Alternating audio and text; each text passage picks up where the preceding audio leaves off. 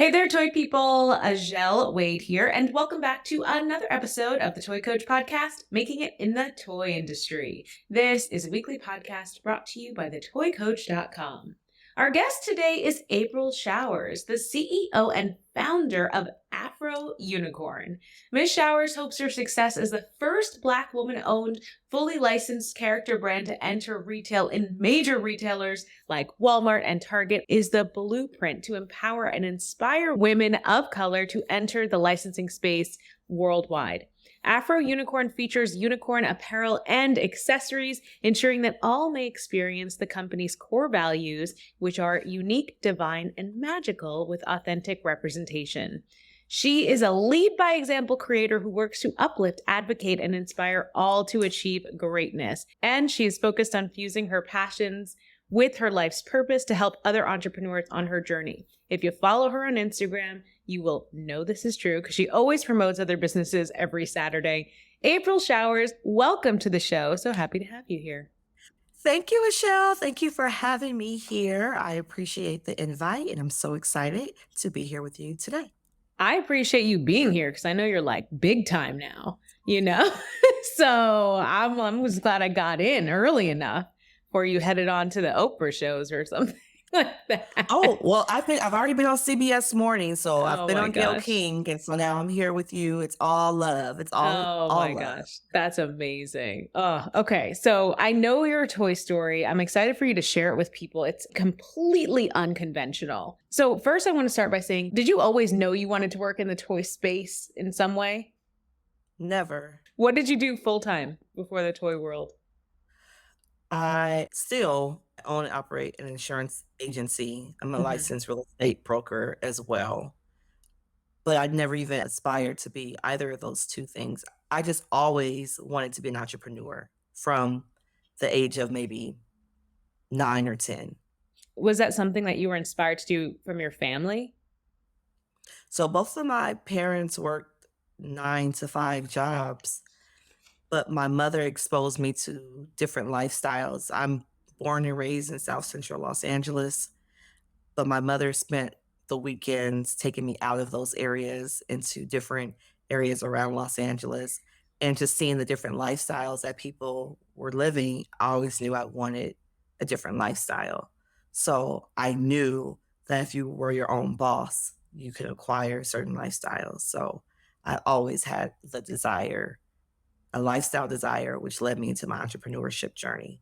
What was the lifestyle that you remember seeing as a kid that like inspired you so much?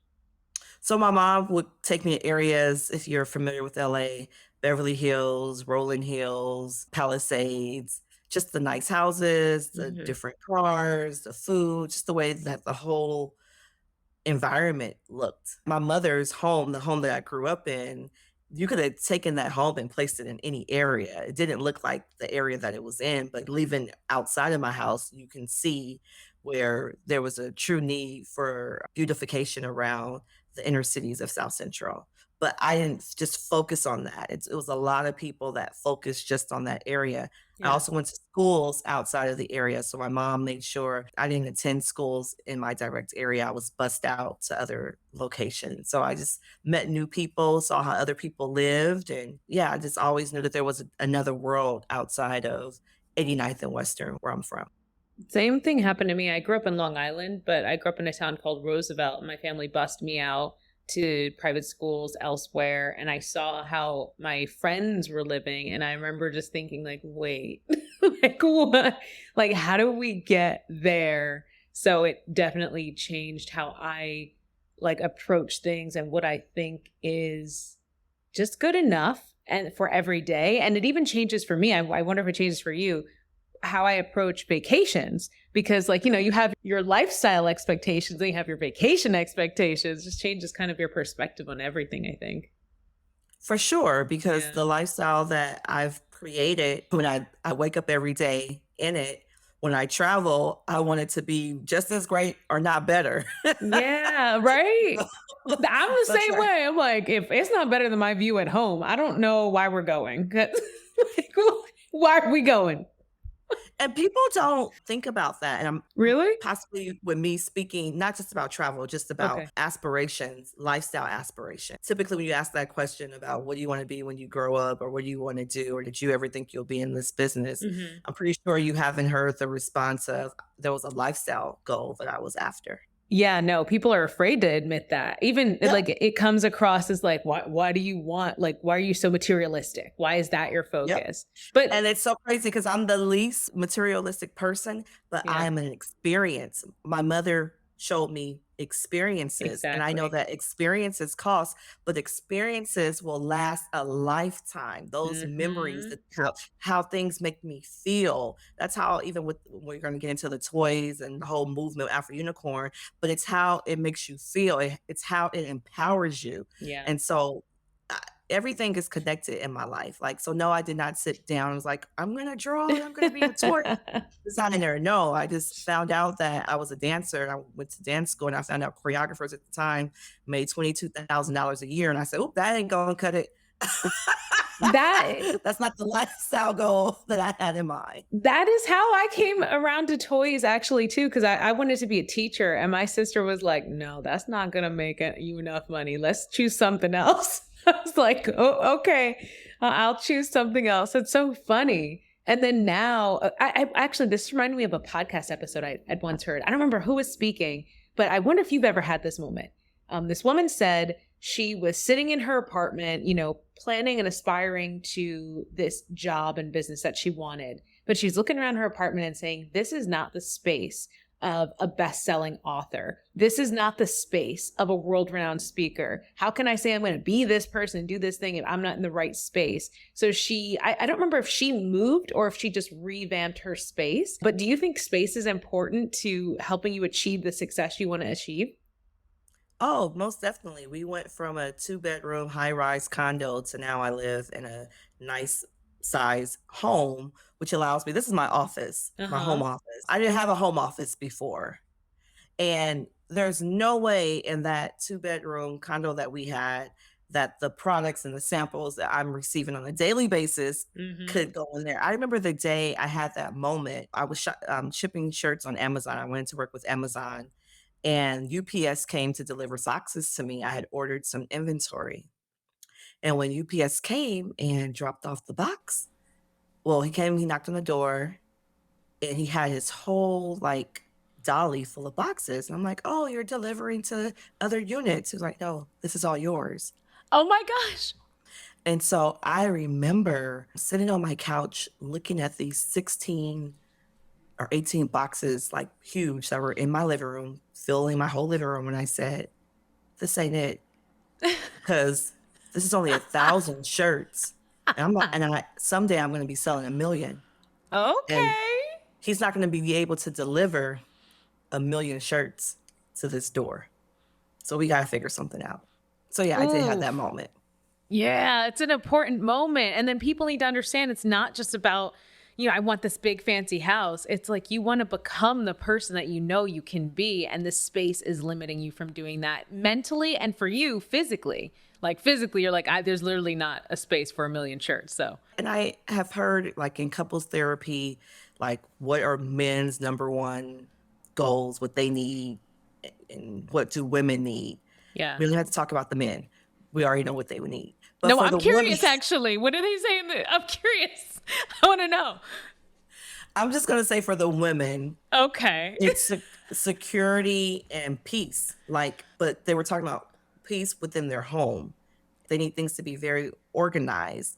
I can't be creative and I can't Yes. think when the Oh, walls are caving in. oh And I my felt like gosh. the space that I was in, the walls were caving in. Yes. And I remember my son when we moved to this home and I was standing on like we have like this area upstairs where you can look over to the living room. I don't even know. I didn't have one growing up. I don't know what to call it. Banister, the place in the movies where they flip you over and you fall down. I Yeah, the have one of ministry. those. Okay. Okay. So I was standing there, and from there you can actually see the ocean from that view. Yeah. Oh, And you mean the and balcony? there you go. Only reason why I didn't say balcony because I'm so used to balconies being outside, but this is Oh, it's like an inside. indoor. Oh, I don't know what that's called. Uh-huh. Exactly. I don't know what it's No called. idea. I It's one got of the one. things where people, in movies, they flip over and Oh my I don't God. know. So my son was like, how does it feel? He's 16. How does it feel to finally like to be in this space? Like, how does it feel? I said, Yeah. I finally feel comfortable. I finally feel Really? like I'm living in my truth. I said, I guess you could say I've been in the closet all this time. Like Right. I've had this idea of the lifestyle that I'm supposed to live, and I carried myself as such, Right. but I necessarily wasn't physically living it, but I was in the spirit living it. So now my physical has met up with my spiritual, and I definitely feel at peace and I feel comfortable. And creatively, I'm on fire. Okay, wait. You have to explain that because there might be people who aren't physically living it. So how did you spiritually live it before you could physically afford it? Visualizing, first of Uh-huh. all.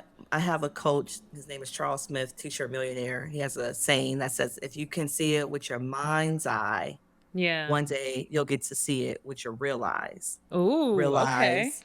Oh, So okay. if you could visualize it, everything that I have, I visualize it before I have it.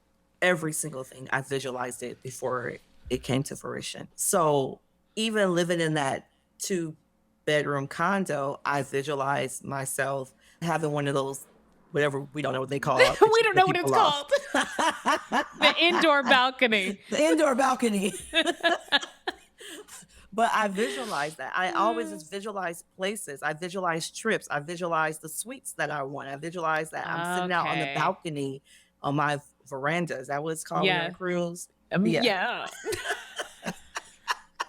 We On we my don't know veranda. what On we my want. veranda. So just, and then I remember, I think it was my old pastor, but he said, like, even the restaurants that you think are too expensive, they Yeah. always have a happy hour. There's always Yes. a bar. Yeah. So go to Ruth Chris, sit at the bar, Yeah. get an appetizer, like just feel that space. I heard that Drake Ooh, said that that's a he, good point. yeah, Feeling that space, like just physically putting your feel the space. Put yeah. yourself in those spaces. My mom did that as a child. Right. Even That's a if we good point. even if we went to the movie theater, we went to the movie theater in Rolling Hills. Like we travel outside of our area. I mean, it's the same AMC theater, but it's AMC, and it definitely, trust me, is It's different. different. That conversation. But certain areas get certain different things. So my Yeah. mom, she physically had me in those other areas. Even if we went out to eat, we could have eaten around the corner, but she chose for me to eat at other places. So yeah, sometimes you just have to like take a couple of extra dollars to go sit in the places that you want to be in. And eventually Oof. you'll be in those places. We're not talking about nothing about toys, but I'm telling you, this Right. is going to help I know. somebody. We're gonna get there. I know. We're gonna get there. But like this is so good. And I haven't had this conversation on my podcast yet. And just visualizing where you want to be. Whenever I'm feeling like creatively stuck, I just want to throw everything away. Because I'm like, I need more space for my brain to just think. And oh yeah, okay. I love all of this. All right, fine. We'll talk about the toy industry, I guess. But this is important. The toys and the Walmart and all that stuff we're going to get into. People like DMing me, asking me, how do you get in Walmart? How did you do it? How do you do it? You got a couple of minutes to get on the phone with me. No, I don't have a couple of minutes. I don't have a Right. couple of minutes to teach you this strategic mindset that I've been doing for a very, very long time. And I've also believed that everything is obtainable. Yeah. Some people put in their mindset that they see certain areas, they're like, oh, I could never live there. Right. Or, oh, I can. I was the opposite. The area that I live in now, 6 years ago, and I've discovered it, I was like, I gotta live here. I want to live Right. here. I love it. Yes. So I would take drives just to That drive around this area, to physically put myself in this area. And then I just like really got convicted 3 years ago during the COVID. I'm also a real estate broker. So yeah. my son one day was like, want to go look at houses in the area that you want? And I'm like, we're bored at the house. Why not? And I can access any house. I have the key. Yeah. So he like put some crazy houses on the list for us to go look at. And we came over here, we started looking, and I just put it down. Like I took a picture of us in the house. I'm like, one day soon, we're going to be here. And yeah, we're here. So I'm gonna need you to take me looking at some houses. I could take some photos. I need to. So actually, I want to share. I hope my husband doesn't care that I share it. This is like our thing we do, but we illustrate our future sometimes. Like we're both artists. We're both in the toy industry, so we will draw like what we want. And the first time I did it, it was because my mom had given me some book called like How to Be a Unicorn, and that was like one of the exercises. And yeah, I should give you a copy of this book. And that was the exercise in this book. And fast forward 2 years after the first drawing, one of the things you had to draw was where you wanted to live. And I drew like an apartment that was next to the river with a bridge outside with fireworks. I love fireworks. With like fireworks shooting over the thing. The next 4th of July, we are here at an apartment on the river, which I would never think I could afford, and watching fireworks just from our living room right next to the window, looking at the George Washington Bridge. I mean, it's so powerful. So now we draw our future all the time. We're like, what do we want? What are we gonna do? Right. It's like, what's next? It's so real. Yeah. It's a really real thing to really manifest what you want. Yeah. You have to really dial in. But the problem is people get in their own way. Okay, yes. How did you not get in your own way? When you started knowing what lifestyle you wanted to live, what kind of actions were you taking? You didn't know how you were going to get there, but you were going somewhere, right? What were you doing? Yeah, because when I was looking for these houses in this area, I wasn't headed to Walmart. Right. You know, like I had the idea of the area before I had retail. Right. Yeah. But I just feel like every single move that I made was to, for one, with the brand of Afro Unicorn, we could step back and talk about Afro Unicorn. Right. Step back. So I knew when I created Afro Unicorn that I had something very special. I was being referred to as a unicorn over and over from a mutual friend. Okay. He kept saying, April, you're a unicorn. I'm like, why do you keep calling me that? He said, well, because you have your multiple businesses, you're raising your boys. I'm a single mom. You're a unicorn. I'm like, no, I'm just woman. That's what we do. He's like, nah, you do it at an extraordinary, exceptional level. You're a unicorn. Oh. I didn't know what unicorns were. I really didn't. Like at all? No, I knew what they looked like, but I didn't know what they meant or anything. So I Googled them. I saw they were mystical, they were unique. And I'm like, okay, I'm Black Girl Magic. Definitely like one of a kind, definitely unique. So I started using emoji over and over again. And then one day, like a pound of bricks, it hit me. Why is it that something's supposed to represent who I am? Why is it only white? Like I keep using I never even noticed it was only white. I never even noticed. Crazy. I kept using the emoji and I was like, it don't resonate with me. So I would just go find one that looked like me. I couldn't find one. And so instead of complaining about it, I decided to be the change I wanted to see and create Afro Unicorn. So my cousin at the time, I knew he was an amazing artist. And so I just basically dictated exactly how I thought this unicorn should look with her Afro hair, with her crown, with her jewels, with her earring, with her eyeshadow. And that's how we developed Afro Unicorn. But I knew when I saw it, that it was something special. I never knew exactly how it was going to all work, but I knew it was going to be big. And I didn't know how it was going to work because I knew that my calling was to help other people in life. My calling has always been to help people get to where they need to be. In return, I'll get to where I need to be. And I have a very soft spot for women. And so I knew that I was supposed to help women in business. And I'm like, okay, God, you give me a unicorn and you give me, this desire I've always had to help women. How am I going to cross the two? So I started off Afro Unicorn's platform the same way I launched Afro Unicorn with my group of friends, which was, hey, I want to support you guys with your businesses. It was 25 women. I purchased everything that they had to give to the other 24 women. And I said, we are creating a table for us to support each other.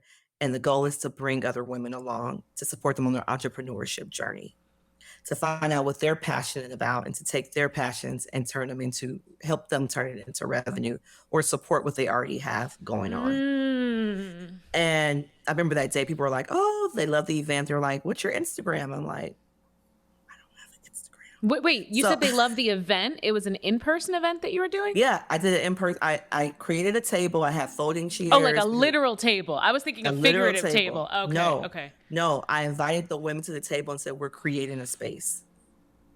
And my goal for Afro Unicorn was to have these conferences every year to where I'm teaching women and showing them how to become entrepreneurs, finding and identifying other spaces where it can cost you little money to a lot of money, but then finding people that have like minds in the room that maybe they want to team up and do a Chick-fil-A with you, or maybe Right. you just want to start a paparazzi, or you want to go into Mary Kay, or you want to open up a McDonald's. But I wanted to bring all those businesses in, and yeah. So African Unicorn in my brain wasn't even for children at first. It Right. was about women.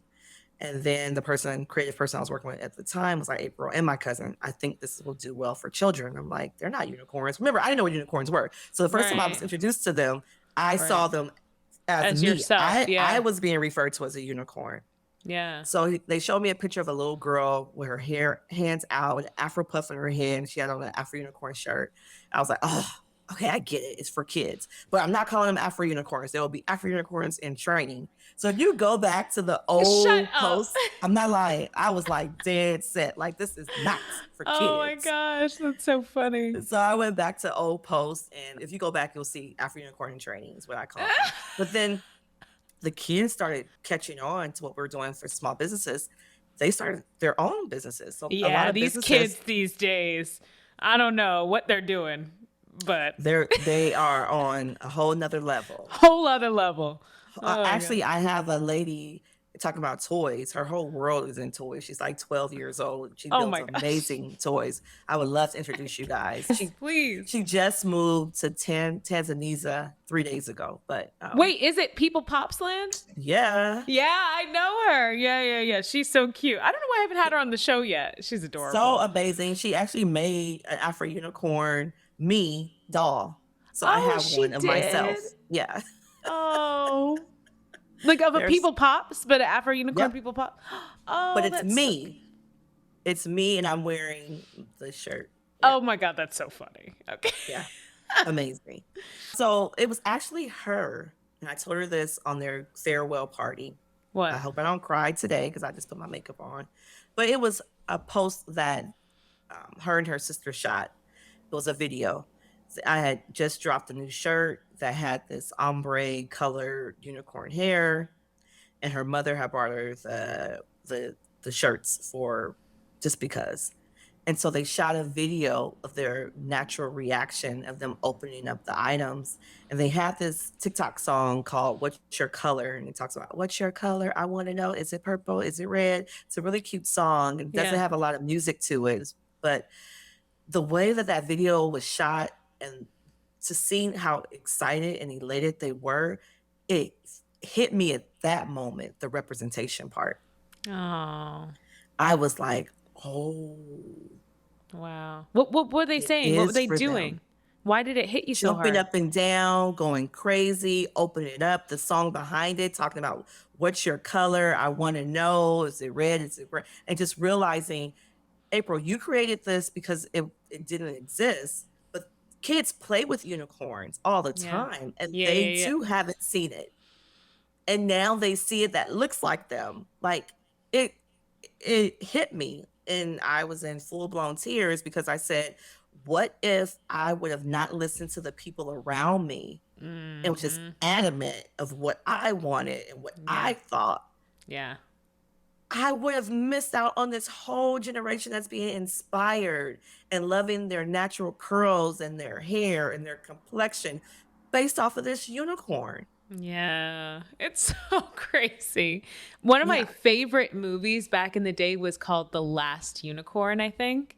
And she was gorgeous. It was this white unicorn with this European long hair, and then she would transform into this white girl. And I just loved that movie, and I thought it was so gorgeous. And how different of an impact would that have been on me as a kid had there been a Black Last Unicorn movie where she had an afro that was equally as gorgeous and big and fluffy. And I mean, that's, I see the need for it in my younger self. Yeah. So, okay. So I want to get into how you blew up? Because it's a crazy story. Was this your photo shoot that you were hosting that ended up becoming the viral clip that was heard around the world? Was it your? So really, to be honest, Afro Unicorn really doesn't do photo shoots. I have a photo shoot for my bio stuff that you have those photos for. But Yeah. for the most part, those children, they're taking It's pictures. organic? It's all organic. So wait, the video that went viral was an organic video. Mhm. I just assumed it was like you guys taking a photo and then the model was getting sassy. Nope. That's Cassidy's personality. So tell us the story. Tell us the story. At the time, 4-year-old Brooklyn native Cassidy Brianna was doing what she loves, taking photos in her Afro Unicorn tee and being herself when someone walked Oh by my and said, God. "I love your hair." And then with all the confidence in the world, Cassidy said, "Thank you. It's an afro." So that video ended up going viral, from Viola Davis sharing it to every blog you can think of. Then Tina Knowles shared it, and then Oprah Daily shared it. And then when Oprah Daily shared it, that's when Walmart saw it and they sent me an email and said, "Walmart X Afro Unicorn collaboration. Have you considered party supplies?" But I Oh like my to always gosh. point out about that post that I wasn't tagged. Afro Unicorn wasn't tagged in the post, but the comments were flooded with Afro Unicorn. People were Wow. saying, "That's Afro Unicorn's baby. That's Afro Unicorn's shirt." And so that's what the buyer saw. She Yeah. saw the response to this little girl's video about her hair, that the response was, "This is an Afro Unicorn movement moment right here." Okay, hold on. I want to ask how you felt when Walmart emailed you, but before we go there, I need to know, how did you build this movement on the DL? Like what were you doing that was building this community? Okay, so I did say at the party I didn't have an Instagram. So they asked me what Yeah. was my Yeah, Instagram yeah. account. So then I went and Yeah. created an Instagram account. Okay. And so when I launched the platform, it really was to promote other businesses. So the way I did it was, Oh, as I long as you see. had on the Afro Unicorn shirt, I put you up on the platform. I talked about your business, what made you unique, divine, and magical, and why people need to support you. So that Interesting. organically caught on. And so people would Yes. go buy a shirt. They knew I would post them. They knew I would talk about who they were.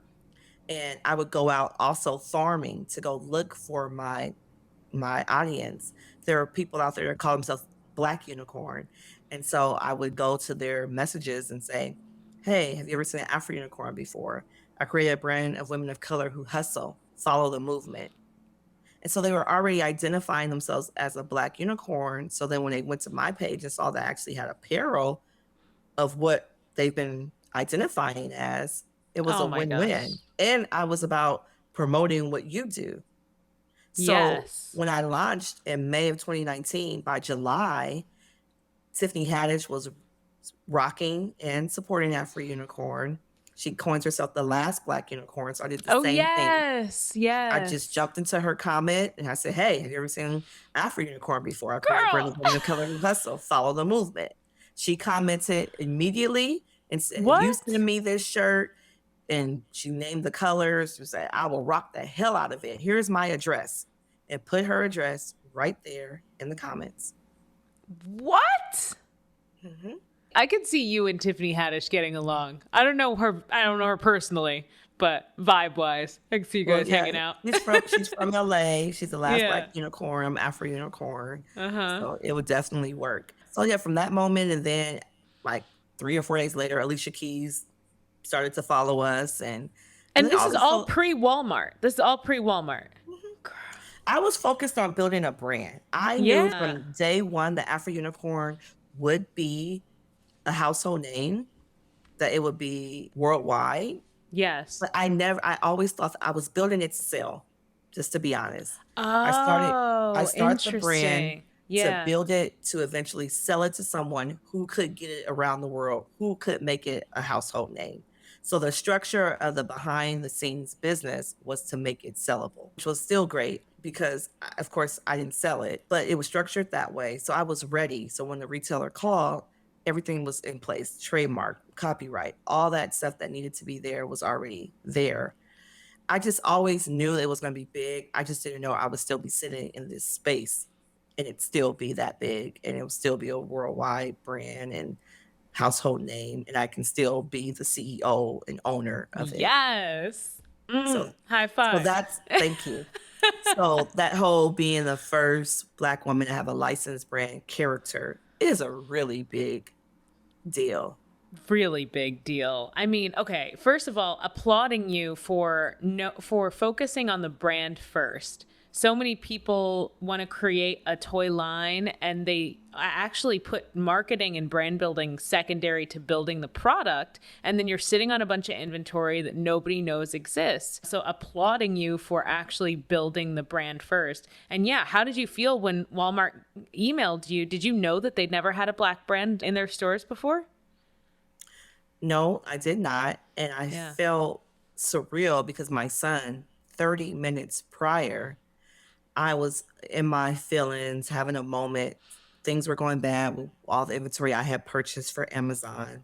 Okay. And I decided that I didn't want to move forward with Amazon. I had recently purchased all these plush toys I was just getting ready to put on Amazon Oh, based off okay. of what someone told me we could do on that platform.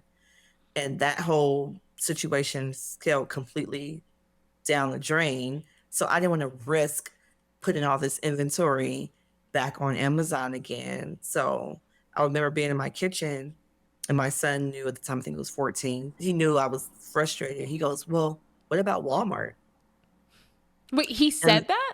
mhm. Stop it. And with me, when I talked about we can get in our own way, Mm-hmm. because I didn't think it was tangible, I Yeah, shot his vision down. you did. I said, "Walmart." I said, "I'm not going to Walmart."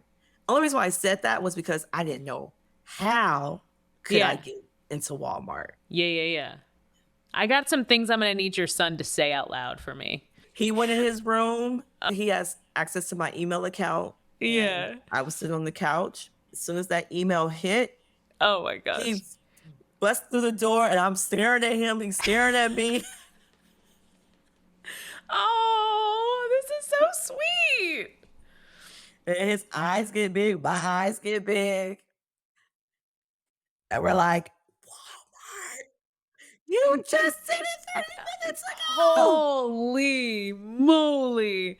Now, mind you, Whoa. I'm already on a high Yeah. because I have Shade Room sharing this post. I have like all these Yeah. people like nonstop. I'm going like my thumbs are numb because I'm Mm. totally into engagement. People think Hmm. that you get on social media just to say, "Hey, look at You my don't, yeah, pretty, no, pretty you got to like thing." talk to people. It's like a Yeah. whole thing. It's Yeah, it's a called lot. social media. You Yeah, yeah, gotta be yeah. social You got on to be social social. media. You got to start to So think these people are your friends. Otherwise, you're not going to work. Like, you got to right. befriend these people. Right, Yeah. right. So I'm like, "Hey, Yeah. congratulations. Oh, you Right. graduated from whatchamacallit. Great." Mm-hmm. Like, I'm Mm-hmm. in there. And so, yeah, me and my son were just over the moon about the email. Again, I had no idea what licensing was.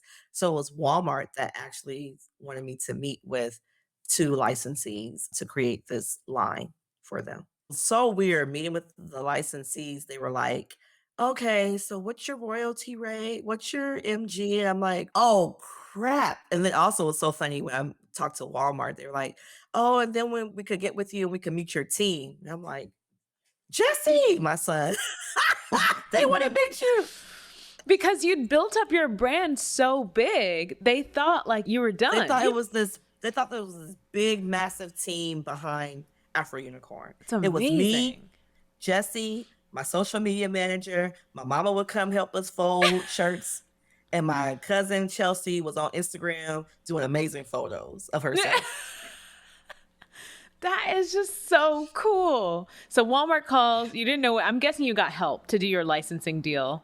No, so I called a friend. Well, Okay. wasn't really a friend. We were becoming friendly. Who's now my manager, Askia Fountain. Oh, Yeah, yeah. he's a character, and he's Yeah. also my partner because we have our entertainment company. But anyway, so at the time I called Askia because I knew he was part of the music industry, and I know I used to be in the music industry too, so I knew what royalties was terminology we would use. So I called him and I'm like, hey, I have this opportunity. They're asking me, what do I want for royalty? What's my MG? I have no idea what they're talking about. Can you help me? And he was like, okay, give me some time. I'll get back with you. And so he called me back and he was like, hey, I talked to a friend. This friend used to be the attorney for JoJo Siwa before she got into Walmart and did her Nick deal. And he told us to watch The Toys That Made Us on Netflix. So that is how I got my 101 on licensing. I learned through The Toys That Made Us. I reached out to an attorney that was already helping me with some other stuff. And I'm like, hey, do you know anything about this and that? She was like, I think I can. I'm pretty sure I do. So I'm like, okay, so we're going to try to do these agreements. And Askia and I were, before we brought on our agency, I had already secured like 35 licensees. What? Hmm. Wow. Okay. Yeah. So How? I'm a beast. Like, I don't sleep. I'm a beast. Just learning. Like I picked up really fast. I Yeah. saw, and then immediately I picked up those first two deals were the worst two, Right. but it would never happen again. And we were picked up quite fast. Did you go to like licensing expo? Did you go to any of those events, or you just contacted people? No, so I had all 30 before I got to licensing. Wow. So I started in October. Licensing was in May or Yeah, so like June. May or June. Yeah. Yeah. So between that time, but what we did strategically, because What? I'm a marketing beast. I see that. am a marketing beast. And let me tell you where I got that from. Because I didn't go, I don't have a formal 4-year degree, just so Yeah. you know. But I remember watching Who's the Boss? Yeah. And Angela on the show worked for a marketing firm. So her role was commercials. The show was out in the 80s. I was probably like 8, 9 years old watching it. And just seeing her job and what she did with marketing. I've always been about marketing since I was a little girl. We had at the time maybe like 4 or 5 licensees. So I was like, we should put out a press release. The thing that we would do though, we would take a lot of little meetings and we would take little tips and pointers what other people will Yes. say, and I would grab the nuggets. And I heard one agent mention, oh, if you become our client, we'll get press releases out. So that's what we did. So we dropped this first press release. We didn't mention Walmart. We just said this hot new brand has come on the scene. They're going into a major retailer. They signed these 4 or 5 licensees currently. And it was right before Licensing Expo. And my phone just started ringing and ringing and ringing. Seriously. And then also just giving tips that are probably going to go into a book later. So you're going to have exclusive information. Ooh. But LinkedIn is really LinkedIn is your friend. LinkedIn is a money maker. And I remember when I first started Afro Unicorn, every Saturday I would bring on professional guests to talk about how to start a business. And I remember having this lady named Jessica came on and talk about LinkedIn. And I was so against LinkedIn. I'm like, girl, I'm not about to learn another platform. I just learned Instagram last year. But she talked about it, about what it does for people and blah, blah, blah. So once a year later, when I heard about how profitable LinkedIn could be, I went back to her. I'm like, Jessica, I need you to build out my LinkedIn account. But really going to type in a Walmart, type in buyer. They're right there. Yes. Yeah. Yeah, I have a lot of that in my course too. I love LinkedIn. You're inspiring ideas for me because one of the things I want to do more of is more community for my students, and how you share everybody on. I don't know how you do it every Saturday with all the stuff you have going on, but that's what I want to do. Like, you're setting such a great example for supporting people while you grow. And do you think you'll keep doing that? Yeah. So what's interesting is that I stopped doing the Small Business Saturday where I would go live every Saturday. If you go into our archives, you would see there's about 56 videos of me talking, right? But I knew I wasn't gonna be able to keep that up this year. So I paused that, and I paused coaching for this year as well. Still never pausing sharing Small Business Saturday in the morning. That's just something we always have to figure it out. Kalia, my social media manager, she steps in at 8 o'clock in the morning, 'cause I started at 6. She steps in and from that last final hour, 8 to 9, and take over for me. I'm an early riser, so it's nothing for me to get up. But we recently discussed with my team that I got to get back on doing lives. And it was because I feel like people have their own ideas, especially when you get to this level of what their vision is, what they see, what they want. But if you don't stick to your why, you're either going to, two things are going to happen. Well, ultimately, it's going to fall apart, but it's going to fall apart because of fatigue, because you just don't, and lack of passion. And it all goes back to your why. So if my why is to generally help other entrepreneurs in their journey, I know I can't coach right now. There's no way in the world I can take time to do your coaching. But I can still jump on live for 30 minutes to an hour and let's answer some questions. I probably can't do it every Saturday, but you're going to at least see me back 2 times a month. And instead of doing it on Afro Unicorn, because I do understand now, so more so of branding products on there, but I'm flipping everybody over to God April Showers, and Okay. we'll go live over there to answer questions that people might have. I don't want to lose my why. I don't want to wake up one day and it's just this full kids brand. It's not even why it started. It didn't start off to be a kids brand. Right. Now I already get hate mail already every time Target or somebody drops some cute outfit for the little girls. They like, where's my shirt? Where's my dress? Like the What do you adults mean? are the adults. They're like, where's our product in retail? We are tired of going to Walmart. We are tired of going to Target. It ain't nothing for us. Are you working on that? Like, oh yeah, baby. Yes, that's like focus. And I be trying to tell Askia that Askia is always so focused on these kids. I'm like, man, there's a saying that we say in the community, but I'm not worried about them kids right now. Like, I gotta protect the mamas is the ones that's spending this money. Who started this? And who started this movement? They were at that table, that 25-person table. Yes. Don't you dare forget my women. So yeah, we're working on it. Was there any moment where you doubted yourself? I know you had that hard moment with Amazon, but it seemed like it was resolved pretty quickly. But I'm really thinking, like, was there any moment in your brand building where maybe people weren't responding in the early days, where you were just like, is this even working? So I have this saying about the early days. So, Small Business Saturday, right? I share your businesses and our story for free. But when I first started, I started with 0 on Instagram. Like, I grew it organic. I didn't buy any followers or none of that. It's all organic.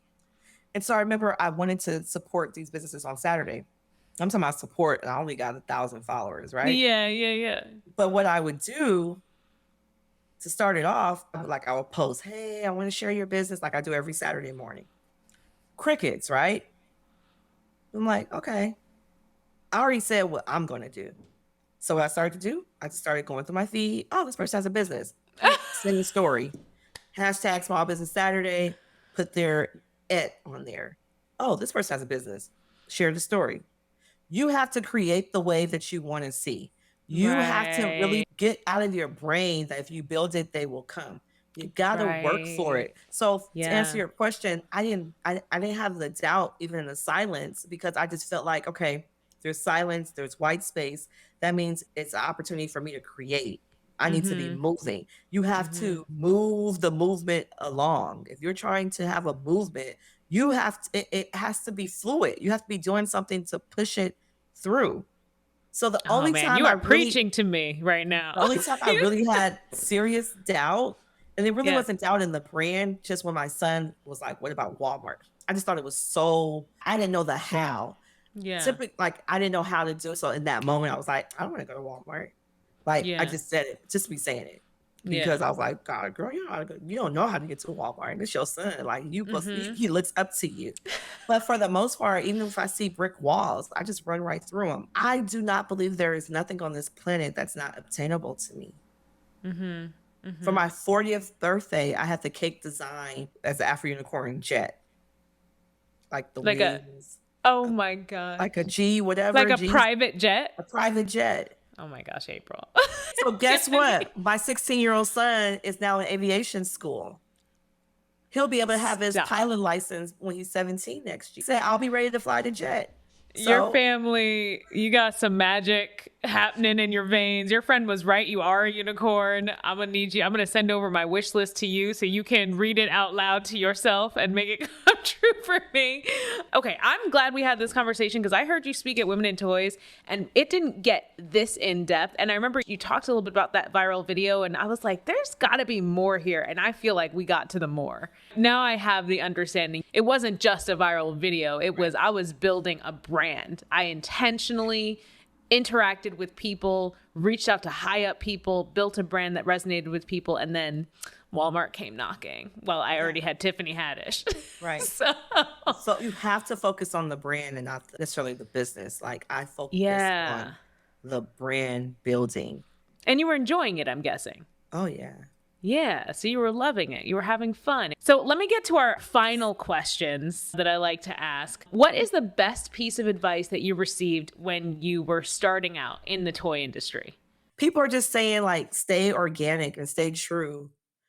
Even like when I met with Walmart's council recently, their entertainment council, I just kept hearing that the reason why everyone loves the brand is because it's so organic and it is grassroots and it's not a major studio that's trying to push it down everyone's throats. Right. It's authentic. Don't lose that. That's the best advice that I was given. Is there something new coming to Afro Unicorn that you can share that's not too top secret? Yeah, we recently signed a production deal. We haven't said who yet, but so you have animation coming, episodic series, as well as feature film that we're going to be working on. Feature film? April, you are living the dream. You weren't kidding when I asked. And even with that, I've been saying that for the last 10 years. Oh my God. So even in the way I speak, even when people address me, ask me how I'm doing, I'm always going to say, I'm living the dream. Even when I wasn't necessarily living the dream, I'm still living the dream. Because at the end of the day, I am a Black woman in America who can go where she wants, when she wants. I am at least living Martin Luther King's dream. So I am forever living the dream. My last question for you is, what toy blew your mind as a kid? She-Ra. That's the only toy I used to play with outside, like everywhere. Like she was like it. And then after that, probably like Light Bright and that the one with the doctor operations. But yeah, nah, She-Ra, she's it. Nice. And my last question for you today, where can people find Afro Unicorn if they want to purchase the product or if they want to connect with you to take part in Small Business Saturday? You can find Afro Unicorn at your local Walmart. You can find Afro Unicorn at Target. And you can connect with me on Instagram at AfroUnicorn_official for Small Business Saturday reshares. And to catch me live again, it's at Got April Showers on Instagram. Fantastic. Thank you so much, April, for all the words of wisdom today. I mean, we learned, for me, the biggest takeaway is mindset. Focus on your mindset, focus on building your brand, and the rest will come. Walmart will come. Yep. Right. Once you focus on building the brand. Thank you. It was a pleasure having you here today. Thank you. Well, there you have it, toy people. My interview with April Showers of Afro Unicorn. I'd like to dive into a quick conclusion of some of the things we learned today because there were great points that I want you to walk away with. Number one, if you are thinking about building an IP that you envision being a toy product line or a TV show someday, what we learned today is the importance of focusing on building a community around your brand. So to do that, I want you to think about what is the common thread of the product that you're creating. For April, it was finding other Afro unicorns, other Black women who are entrepreneurs like her, who were breaking through barriers and living the dream. They felt connected to her character and could get behind the mission of it. So I want you to think about that for your brand. What is the community of people that could get behind the mission of what you're building? And it doesn't have to be a super serious mission. I know that April is doing amazing work and it is a serious mission, but your mission doesn't have to be serious for people to rally behind it. So that is number one. Number two, Keep the momentum rolling. When you start to build on your brand and you start getting opportunities, don't shut them down because you're not ready. Bring in people to help you out and keep the opportunities rolling. That's what April did when she got her first opportunity with Walmart. She didn't run off and say, no, I'm not ready for this. Come back to me later. She brought someone in that could help her execute. Number 3, manifest your destiny. April's son mentioned Walmart, and not 30 minutes later, they called. We talked about how April often says she's living the dream even 10 years ago. So it's all about your mindset, the space that you work in and the space that you think in to build the life and the product and the success that you want. Now, my sister and my best friend, we all call manifesting your destiny harvesting the universe. So we'll always tell each other, okay, I need you to harvest for me. I need you to harvest for me. We see it as the universe has abundance and we need to just go and pick it. And harvesting the universe is just keeping your mind's eye open to all the things that you want. Imagine yourself having them. You still have to do the work to get them, of course, but the process of imagining that they're already yours opens up your mind to see pathways to achieving those goals rather than your mind just seeing the barriers to entry. So harvesting, manifesting, it's all about getting yourself in the right mindset. I always tell my students it's not just about ideas, it's about execution. And when you put yourself in the right mindset, you start to see multiple paths of execution that you can go after. Okay, so let's talk about your action item to do for next week. I want you to follow Afro Unicorn. If you don't already follow them on Instagram, check out Afro Unicorn over on Instagram. Aside from their incredible product, they have something that could benefit you if you're a small business called Small Business Saturday. So head over to Afro Unicorn on Instagram to check that out. As always, thank you so much for spending this time with me today. I know that your time is valuable and that there are a ton of podcasts out there, so it truly means the world to me that you tune into this one. Until next week, I'll see you later, toy people.